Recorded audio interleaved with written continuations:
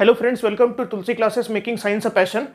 हम जो है बिना टाइम वेस्ट किए पॉलिटेक्निक, झारखंड पॉलिटेक्निक का एंट्रेंस एग्जाम जो होने वाला है मई में, तो उसका फिजिक्स का कोर्स कर रहे हैं, प्लेलिस्ट बना हुआ है। उसमें आज हम लोग देखेंगे आपका इक्वेशंस ऑफ मोशन, इक्वेशंस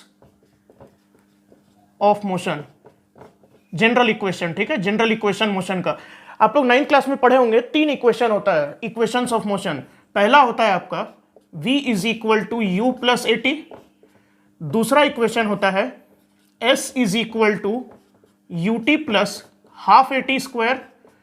और थर्ड इक्वेशन होता है v square minus u square is equal to 2as। अब यहां पे a क्या है, s क्या है, v क्या है, u क्या है। t is for time, t is time. ठीक है, ये आप लोग पढ़े होंगे। इसमें a is for acceleration, a is acceleration, acceleration. ये 3 फॉर्मूला से क्वेश्चन आने का बहुत ज्यादा चांस है। ठीक है, मैंने एग्जाम दिया हुआ है, मैं दिया था। ठीक है, मैं जीपीए गवर्नमेंट पॉलिटेक्निक आदित्यपुर से पास आउट हूं। तो ये 3 फॉर्मूला आपको ज्यादा इंपॉर्टेंट रहेगा। ए इज एक्सेलरेशन। एक्सेलरेशन क्या है? Acceleration means change in velocity v minus you upon T. मतलब इनिशियली जो वेलोसिटी था उसे हमको सब्ट्रैक्ट करना है फाइनल वेलोसिटी से। फाइनल जो वेलोसिटी अगर बढ़ गया, मान लीजिए v जो है, v इज फाइनल वेलोसिटी। हाँ, v क्या है? Final velocity. मतलब लास्ट में जो हमने वेलोसिटी देखा वो velocity. v is the final velocity and u is initial velocity, initial velocity. इन दोनों को जब सब्ट्रैक्ट करेंगे then we will get the difference और change in velocity. Change in velocity final minus initial, so that is basically change in velocity upon time taken. Means whatever time has been elapsed to change, to make a change in this velocity taken. Okay, now, so whatever time has been elapsed to make this change in velocity v minus u, that is known as measure of acceleration. Change in velocity upon time taken, v minus u by t. T is for time. Now, so you know everything. Yeah, v u a t s. What is s? S is called displacement. In these equations of motion, remember students that you have to use displacement, not distance. Displacement means, suppose this is A point, this is B point. 2 cities are there, city A and city B. Suppose this is city A, city B. One person, one boy can go in this way. From city A to city B, a girl can move in this way. Okay, suppose this a boy is moving, the girl is moving in this path. But the shortest path between A and B, direct we will connect without any curve. The shortest path between the 2 points is known as the displacement between the 2 points. Okay, this is the displacement, but this is distance. Girl has traveled certain distance, boy has traveled certain distance, but this is displacement. So displacement definition is the minimum distance between 2 points is called displacement. So displacement, it is minimum distance, minimum separation, rather minimum separation between 2 points. So this minimum separation is called displacement. Now you may ask whether displacement can be equal to distance. Yes, if we are saying that the boy is traveling in this path only, A to B, and the original displacement is also this thing only. So displacement और distance equal हो सकता है, but displacement कभी भी distance से ज्यादा नहीं होगा. Displacement is always okay either less than total distance or equal to total distance, either less or equal, but displacement can never be greater than distance. Displacement, see here I'm writing, displacement is never greater than distance.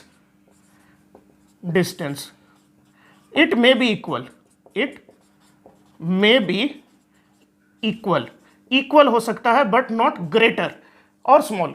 So these are the 3 equations. You have to just put the value in the formula and obtain the answer.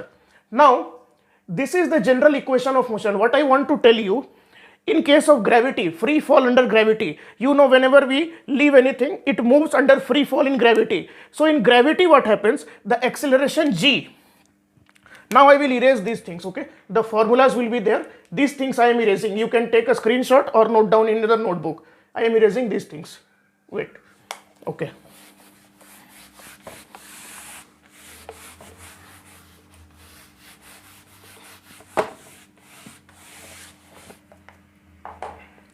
Okay, look here. In case of gravity, in case of free fall under gravity, free fall means nothing, no force is working on that object except force due to gravity. अगर मैं इसे छोड़ देता हूं तो ये gravity के under free fall हो जाता है. हम लोग कोई भी चीज छोड़ते हैं वो नीचे चला जाता है. तो कभी भी कोई चीज, how movement occurs due to some force, so which force is acting? Gravitational force is acting. And so acceleration due to gravity, acceleration due to gravity, Earth's gravity is denoted by small g. This is the acceleration. Instead of a, we will write g everywhere in these equations. Instead of a, we will write g. और sign का ध्यान देना बहुत जरूरी है. Sign मतलब आप reference कहां से ले रहे हैं? अर्थ के लेवल से रेफरेंस ले रहे हैं तो ऊपर को पॉजिटिव आप ले सकते हैं, नीचे को नेगेटिव. या आप अगर बहुत ज्यादा मतलब अपने आप को प्रो समझते हैं तो आप ऊपर को नेगेटिव ले लीजिए, नीचे को पॉजिटिव, वो भी चलेगा. जनरली स्टूडेंट्स क्या करते हैं, डाउनवर्ड डायरेक्शन को जो है, जब भी downward, whenever motion is in downward direction that is taken negative. Upward direction motion, if we throw a ball upside then that velocity is considered positive, and when the ball is coming down, falling down, that is considered negative. But if you want, you can take the ball moving up with negative velocity, falling down with positive velocity. Answer will be correct, but just take care that opposite signs must be there. When a ball is moving up, suppose this is ground, a ball is there. See, this ball is moving up. It has been thrown with a velocity, suppose 5 meters per second. So this will be plus 5. Now when this ball will start moving downward, now this velocity you will take in negative, okay? Negative, like see, if it is moving starting with 5 meters per second, so at the time just before hitting the ground it will be minus 5 meters per second only, because 5 meters per second, 5 meters, only direction has changed. Here the direction was in upward motion was there downward motion. Near the ground it was 5 meters per second, so minus 5 meters. तो इसे आप लोग क्या कर सकते हैं, इसे भी -5 ले सकते हैं, उसे +5, वो आपके ऊपर है, बट साइन ऑपोजिट जरूर होना चाहिए. ठीक है, ये हो गया एक्सेलरेशन ड्यू टू ग्रेविटी. तो अब मोशन क्या बन जाएगा, v is equal to u plus a t है, ये बन जाएगा v is equal to u plus g t. अब यहां पे एक और चीज आता है आपका, u प्लस जी टी क्यों नहीं लिखते हम लोग, u माइनस जी टी लिखते हैं, because acceleration due to gravity is in downward direction. Acceleration due to gravity is in downward direction, so acceleration is negative, that's why plus. And if acceleration will be negative, plus minus will become minus gt. In the same way, s is equal to ut minus half gt square. समझ में आ रहा है आप लोग को क्यों ऐसा हो रहा है? क्योंकि एक्सेलरेशन जो है g नेगेटिव है, मतलब ये रेडीमेड फॉर्मूला आपके पास, इसमें केवल g का वैल्यू डालना है. अब यहां पे नेगेटिव नहीं डालेंगे. Now you will not put g minus 9.8, no, g will be equal to 9.88 only, because we have already put a negative sign. So in this way, third one becomes v square minus u square is equal to 2gs, it will become, okay, minus 2gs. So these are the things, v square is equal to u square minus 2gs. Okay, so these are the equations and how they will change according to acceleration due to gravity. Now what I am doing, instead of giving questions just now, what I want to do, I want to move ahead in the chapter, that is laws of motion, Newton's 3 laws of motion, what is momentum, impulse, that we will learn. After that simultaneously I will take the questions. So today what I will do, instead of taking question, I will erase this now and learn something on laws of motion and momentum. Let me erase this thing. Now what is momentum, the term momentum? First let us know what is momentum. Momentum means it is a physical quantity whose measurement, first it is denoted by p. Momentum is denoted by small p, which is equal to m into v. Means जो भी object का मास है आपका, जितना KG होगा उसको multiply करना है किससे, उसके वेलोसिटी से. जो मास है ऑब्जेक्ट का उसको उसके वेलोसिटी से, उसका जो वेग है उससे आप मल्टीप्लाई करेंगे ना, तो आपको मोमेंटम मिल जाएगा p. Okay, P is equal to mv, यहां पे m is mass and v is velocity, जो वेलोसिटी से ऑब्जेक्ट मूव हो रहा है, वेलोसिटी, ये आपको दे देगा मोमेंटम। तो मोमेंटम का SI यूनिट क्या हो जाएगा, देखिए ये पूछा जा सकता है। Okay, listen carefully, SI unit of momentum, even if you will not remember directly from here, you can derive it in the exam also, like what I am doing, m into v, for mass it is kg, momentum is kg, mass what it is, mass into velocity. So for mass the unit is kg, SI unit multiplied by velocity, velocity is meter per second, the SI unit. Now so final unit, SI unit for momentum will become kg meter second to the power -1, means -1 means it is in division only. If we write s to the power -1, which is equal to how much, 1 upon s only. So here it is, instead of writing this, it is 1 upon s. So m into 1, you can see kg meter per second or kg meter per second can be written like this. So this is the SI unit of momentum. Now this is momentum. Three laws are there for Newton's laws of motion. First law is law of inertia. What does it say? Law of inertia. Law of inertia. The state of rest or the state of motion is same unless and until any external force acts on an object. Means there is law of inertia says here कि अगर किसी भी object को हम रखते हैं, ठीक है, उस ऑब्जेक्ट पे जब तक एक एक्सटर्नल फोर्स नहीं लगता है, तो अगर वो अंडर मोशन है तो वो मोशन में ही रहेगा. The speed will neither decrease nor its velocity will increase. Velocity और speed you can say, the velocity will not increase and it will neither decrease, it will move in constant velocity unless and otherwise a force is acting on it, external force. और अगर वो motion नहीं हो रहा है, rest पे है, so that object will remain in the state of rest until and unless an external force acts on that object. This is law of inertia. That means the body tends to retain its state of motion. That state of motion may be rest state or moving at a constant speed. This is law of inertia. Second law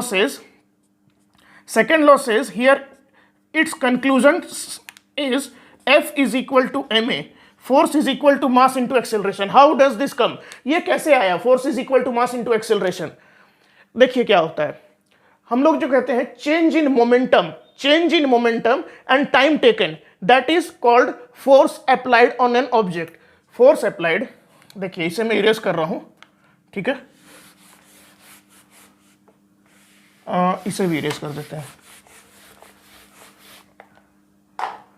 हाँ, एक बच्चा मुझे पूछ रहा था, एक लड़का, कि सर्कुलर मोशन करा दीजिए सर. सर्कुलर मोशन में इस चैप्टर के बाद डायरेक्टली ले लूंगा, वर्क एनर्जी पावर को स्किप करके पहले सर्कुलर मोशन करा दूंगा. उस डाउट आ रहा है बच्चों को, ठीक है, बच्चे पूछ रहे हैं तो इसलिए. मोमेंटम ये हो गया आपका, force is rate of change of momentum. अब फोर्स क्या होता है, rate of change of momentum. सिर्फ चेंज ऑफ मोमेंटम नहीं, जो चेंज इन मोमेंटम होगा आपका, जो डिफरेंस होगा, difference in the final and initial momentum, their difference divided by rate. Okay, that is time rate. Force is the time rate change. Time rate नहीं, ऐसे आपको books में डायरेक्ट रेट ही लिखा मिलेगा. If you will refer to book you will get the term force is rate of change of momentum, but I am writing time rate because it depends on the time. So force is equal to change in momentum. See here, change in momentum upon time taken for that change. उस change को होने में कितना time लगा, तो change in momentum. अब momentum में change क्या होगा, हम लोग जानते हैं, इफ अगर मान के चलिए m इज मास, m मास है उस ऑब्जेक्ट का, ठीक है, इनिशियल वेलोसिटी u है, इनिशियल वेलोसिटी इज u और v क्या है, फाइनल वेलोसिटी, ठीक है, t टाइम टेकन रहता है. तो force is equal to change in momentum.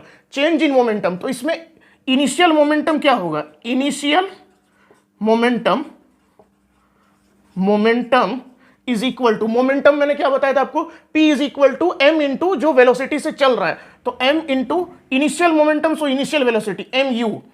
Final momentum, final momentum क्या होगा, अब ये क्या है, this is just a proof from the definition that how force is equal to m a. Final momentum, final momentum is equal to m mass multiplied by जो final velocity था, उस समय u था तो u और mv। अब जो change है final minus initial, change in momentum means mv minus mu upon time taken. इस चेंज को होने के लिए सपोज t टाइम लगा, यहां से आप m कॉमन ले सकते हैं, m को बाहर निकाल लेंगे तो v माइनस u बचा अंदर डिवाइडेड बाई t, और v minus u by t मैंने अभी बताया था ना आपको जस्ट 5 मिनट पहले कि ये एक्सेलरेशन होता है, change in velocity upon time taken is acceleration, इसलिए ये m तो ऐसे ही रह जाएगा और v minus you upon T A होता है, यहां पे a आ गया, तो यहां से आप देख सकते हैं force is equal to m a, how it is derived, force is equal to m a, यहां से आता है आपका सेकेंड लॉ। थर्ड लॉ बोलता है आपका every action has an equal and opposite reaction. ये चीज आपको मैं बताऊंगा जब आपको गन और बुलेट का प्रॉब्लम आएगा तो उसमें मैं बताऊंगा, यानी कि इसके बारे में जान लीजिए आप, जब भी एक फोर्स लगता है, अगर मैं इस बोर्ड पे से फोर्स मार रहा हूं, ठीक है, तो मेरे हाथ में भी मुझे महसूस हो रहा है, I am feeling the force that is being opposed by this board और wall, you can say anything, तो वो मुझे फील हो रहा। अगर मैं बहुत जोर से मारता हूं तो मुझे भी चोट लगेगा, आप देख सकते हैं कहीं आप दीवार पे अगर मारते हैं दीवार पे तो आपको भी चोट लगता है इधर से, तो जितना फोर्स आप उस वॉल पे दे रहे हैं उतना ही फोर्स वो वॉल आपको रिटर्न कर रहा है। So every action has an equal and opposite reaction, that is third law. Now momentum आपको पता चल गया, ठीक है, और आपको क्या क्या पता चला, सब हो गया। इंपल्स, इंपल्स क्या होता है, इंपल्स एक टर्म है, इंपल्स टर्म बोलता है, देखिए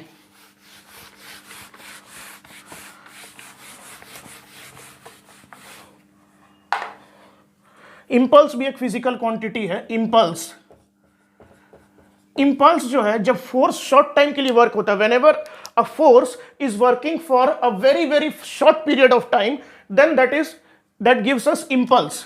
सो impulse is equal to force, जो भी फोर्स लग रहा है multiplied by delta T. Delta T means you just remember this is time, for the time और the time for which, actually ये होगा, ठीक है, time for which that force is acting on a body. अगर एक ball है, if a ball is there, ये ball है, ठीक है, और यहां पर बैट है, सपोज ये आपका बैट है, अब जब ये यहां पे आएगा स्ट्राइक करेगा तो बहुत थोड़ी देर के लिए, for a fraction of second this ball will touch the bat and then the cricketer will hit it. So this force that the cricketer is acting on the ball, that the cricketer acts on the ball or the bat acts on the ball due to cricketer, that is for very very short period of time, just it will touch and this ball will move towards the pavilion। तो ये जो है ये आपका इसमें impulse calculate करने का question आता है। the mass of the ball will be given, the mass of the ball will be given and the force or the time, sorry, not force, mass of the ball will be given and the time for which this ball and bat were in contact, that will be given 0.1 second, 0.2 second, 0.1 second, suppose like this, and mass of the ball is suppose 0.25 kg or 0.2 kg, 0.2 kg suppose mass, and time for which they were interacting is 0.1 kg. So impulse will be equal to m into, this is mass into acceleration into delta t. Force into delta t means mass into acceleration into delta t. Delta t is given 0.1 second, mass is given 0.2, acceleration will also be given in the question. This is random thing that I have taken, so I will teach you how to do this in the question only. Impulse, impulse means आप जान लीजिए force into the time, short period of time for which the force has acted, like bat ball thing, or you can say whenever we play badminton, what is that, the shuttle is there, here in the badminton racket, this is the racket and the shuttle is there, cork you can say, this shuttle. Here also what happens, there is an impulse on the cork or the shuttle, there is an impulse on the shuttle because a force is acting by the badminton for a very short period of time. तो impulse का SI unit क्या हो जाएगा, SI unit कैसे निकालेंगे, force और time multiply करना, SI unit हो जाएगा आपका force newton multiplied by delta t second, so this is equal to newton second, N s, capital N for newton, small s for second. ये हो गया आपका, और क्या हो जाता है आपका, आ जाएगा एंड, ठीक है। अभी इतना ही रखते हैं, एक आपका टॉर्क बचा हुआ है, कपल फोर्स, वो सब बचा हुआ कपल, वो बाद में करेंगे। That's all for today's class. Thank you for watching the video, subscribe the channel to get latest update. Thank you.